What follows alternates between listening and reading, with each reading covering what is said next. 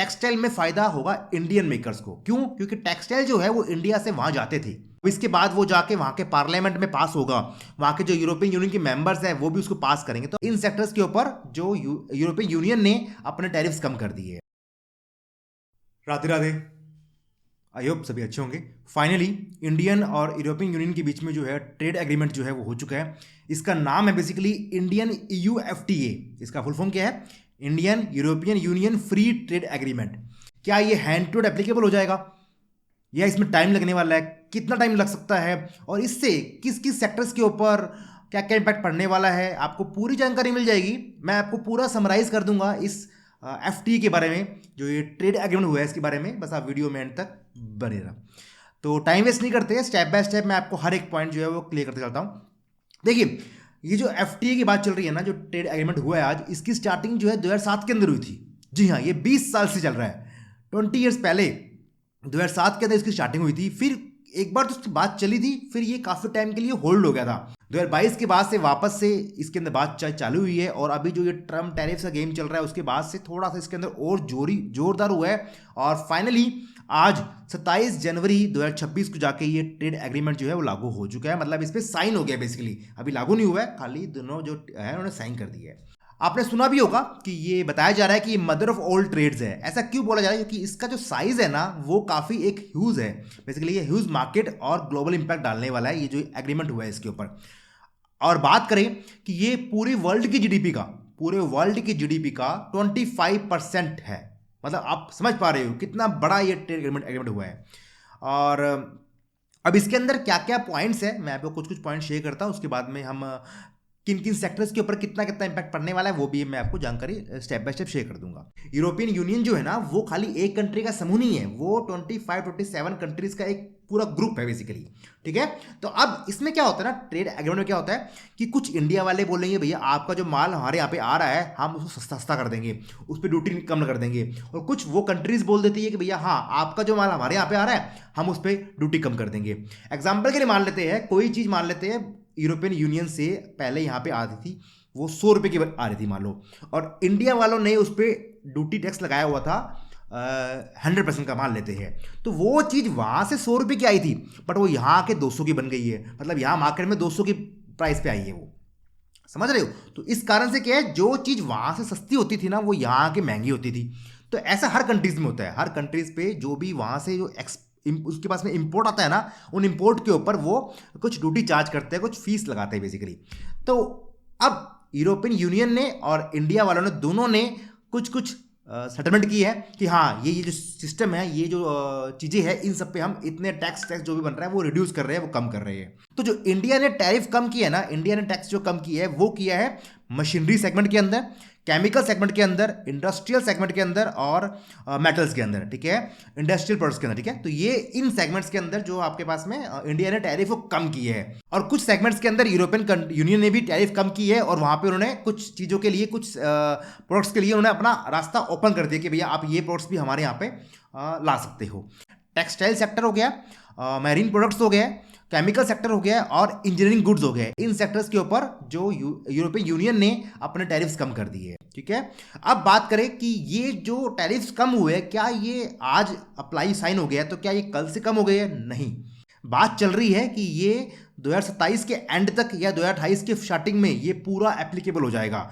मतलब मान के चलो जो ये सारी बातें, इसमें सारे पॉइंट्स, हर एक सेक्टर की, हर एक प्रोडक्ट्स की बात की गई है ना, वो सब के ऊपर एप्लीकेबल होने में कम से कम 12 से 18 महीने आराम से लग जाएंगे, आराम से लग जाएंगे। ये ऐसा नहीं है कि भैया आज बोल दिया, आज साइन कर दिए दोनों कंट्रीज ने, वो फिर दोनों चीज़ों ने, और उसके बाद वो एप्लीकेबल हो गया। नहीं, ऐसा नहीं होता है, इतना हार्ड एंड फास्ट काम नहीं है ये। इसके बाद वो जाके वहाँ के पार्लियामेंट में पास होगा, वहाँ के जो यूरोपियन यूनियन के मेंबर्स हैं वो भी उसको पास करेंगे। तो अभी कुछ कुछ काम पेंडिंग है। ठीक है, अभी बात चल रही है।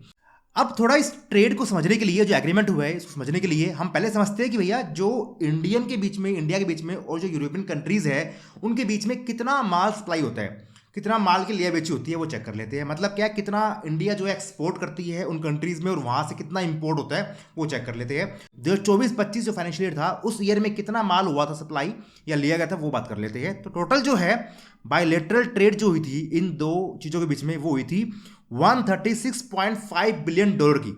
136.5 बिलियन डॉलर की। अगर इन टर्म ऑफ रुपीस की बात करते हैं तो बन जाती है 1.25 लाख करोड़ रुपीस, 1.25 करोड़ रुपए की मतलब इन दो कंट्रीज के बीच में ट्रेड हुई थी।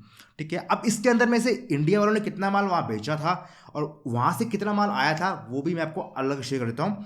इंडिया वालों ने जो एक्सपोर्ट किया था, जो वहां माल भेजा था, वो था 75.85 बिलियन डॉलर का, और जो वहां से माल लिया है यूरोपियन कंट्रीज से वो लिया है 60.68 बिलियन डॉलर का। तो रफली बात करें तो 55% के आसपास का पोर्शन जो है वो इंडिया वहां भेजता है और 45% का पोर्शन जो है वो वहां से लेता है। टोटल इनकी जो एग्री पूरा होता है ट्रेड, उसकी बात करते हैं तो मतलब ऑलमोस्ट सेम सा इंपैक्ट पड़ने वाला है दोनों कंट्रीज के ऊपर।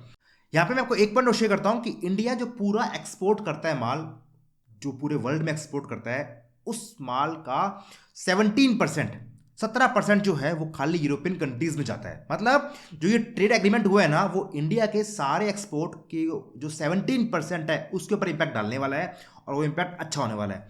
अब यहाँ पे आप थोड़ा सा कंफ्यूज हो रहे होंगे कि भैया इससे फायदा जो है वो इंडियन किसको होने वाला है, एक्सपोर्ट में क्या मतलब होने वाला है, इंपोर्ट में क्या होने वाला है, उसकी बात करते हैं। देखिए ध्यान सुनना क्या बोल रहा हूं मैं, काफी इजी करता हूं इस पॉइंट को मैं।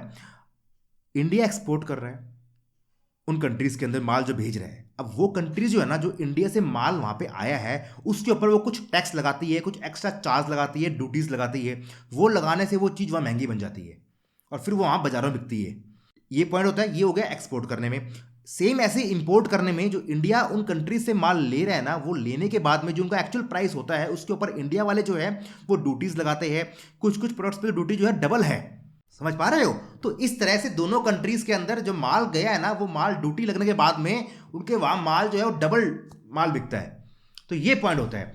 अब ये ड्यूटीज को कम करने से क्या होगा ना, जो उन माल की जो एक्चुअल वैल्यू है, उन प्रोडक्ट्स की एक्चुअल वैल्यू है, वो सही प्राइस पे बिकेगा। तो उससे क्या है ना, वो प्रोडक्शन इंक्रीज होगा, इंडिया का माल ज्यादा बिकेगा वहां पे और उनका माल जो है यूरोपियन कंट्रीज का वो यहां ज्यादा बिकेगा। तो इंडिया के अंदर जो जो माल यूरोपियन कंट्रीज से आता है ना, उन सेक्टर्स के अंदर इंपैक्ट पड़ने वाला है और वो इंपैक्ट होगा, नेगेटिव इंपैक्ट होगा। और जो प्रोडक्ट्स इंडिया से वहां जाते हैं वो और इंक्रीज हो जाएंगे और बढ़ जाएंगे, तो उन सेक्टर पे इंपैक्ट होने वाला है पॉजिटिव। तो समझ पा रहे हो कहां कहां पॉजिटिव हो रहा है। जो इंडिया वहां भेजता है, जिन प्रोडक्ट्स को इंडिया वहां भेजता है, जो सेक्टर के माल जो है वहां जाता है, उनके ऊपर इंपैक्ट जाएगा पॉजिटिव।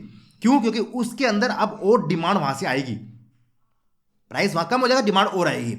और जो प्रोडक्ट्स इंडिया वहां से लेता है उनके अंदर होगा नेगेटिव इंपैक्ट, क्योंकि उनकी कॉस्टिंग अब इंडिया में कम हो जाएगी। तो जो इंडिया वाले उस सेक्टर के जो कंपनीज है उनको होने वाला है नेगेटिव इंपैक्ट। अभी मैं शेयर करूंगा आगे कि किन किन कंपनीज पे या किन किन सेक्टर्स की बात करें बेसिकली कितना इंपैक्ट होने वाला है, कैसे होगा, वो मैं आपको शेयर करने वाला हूं अभी आगे।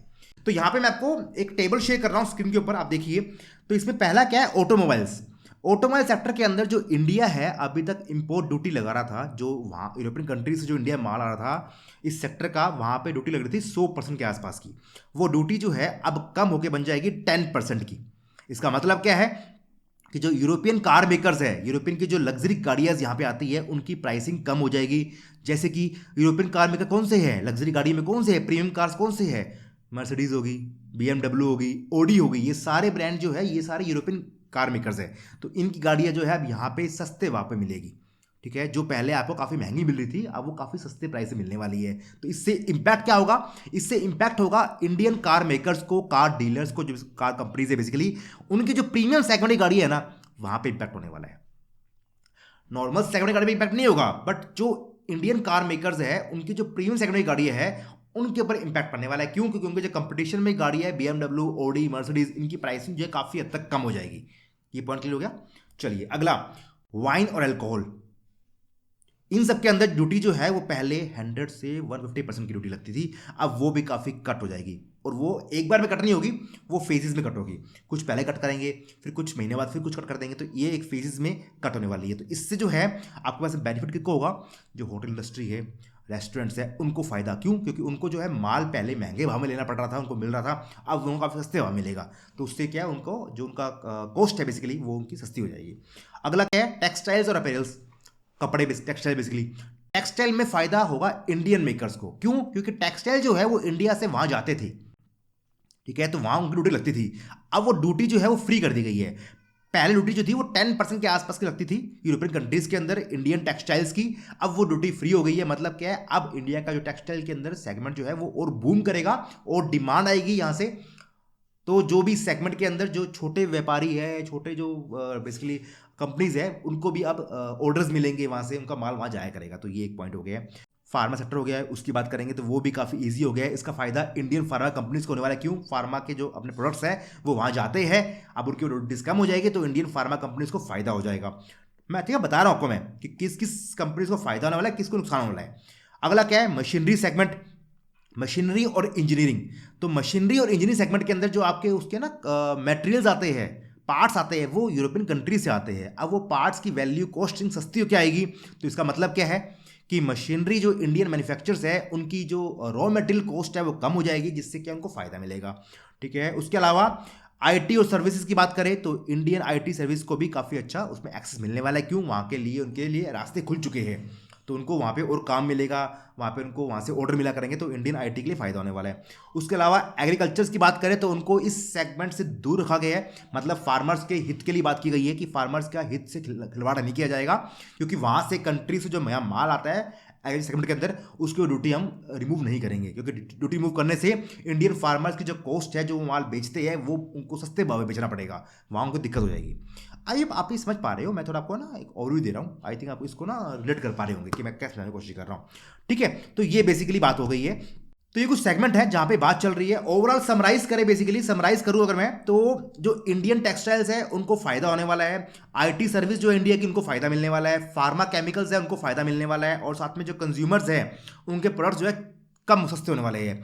और किन किन सेक्टर्स में थोड़ा सा नेगेटिव इंपैक्ट पड़ने वाला है, उसके अंदर है जो ऑटो मेकर्स है, प्रीमियम ऑटो मेकर्स है, जो इंडियन के अंदर प्रीमियम कार्स बनाते हैं ना, उन कंपनीज को इसमें थोड़ा नुकसान होने वाला है। क्यों? उनके कंपटीशन की जो कंपनीज आने वाली है बाहर से, वो सस्ता, अब उनकी वैल्यू कम हो जाएगी, प्राइसिंग, तो उनको दिक्कत पड़ने वाली है।